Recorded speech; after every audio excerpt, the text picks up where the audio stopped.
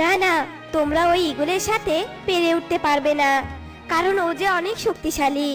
তাই আমি চাই না ওর সাথে যুদ্ধ করে তোমাদের কোনো ক্ষতি হয়ে যাক। এবার সবাই ঘরে চলো তো, আমার অনেক খিদে পেয়েছে। এরপর তারা সবাই ঘরে চলে যায় আর একসাথে খাবারও খায়।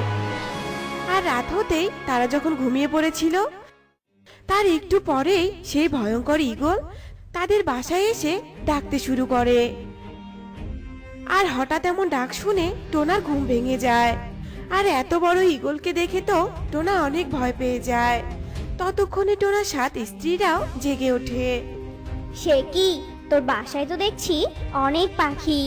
এরা কি সবাই তোর স্ত্রী নাকি রে? হ্যাঁ, তবে ভালোই হলো, আজ আমি একসাথে তোদের সবাইকে খেয়ে ফেলবো। না না, আপনি এখান থেকে চলে যান, আমরা তো আপনার কোনো ক্ষতি করিনি। তাহলে আপনি কেন আমাদের এভাবে খেতে চাইছেন বলুন তো?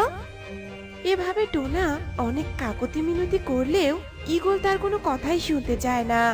এসব দেখে টুনি মিনু টুনটুনিকে বলে, শোনো, আমার মনে হয় আমাদের জাদু শক্তি দিয়ে এত বড় ভয়ঙ্কর ঈগলের সাথে পেরে উঠতে পারবো না। তাই আমাদের বুদ্ধি দিয়েই কিছু একটা করতে হবে।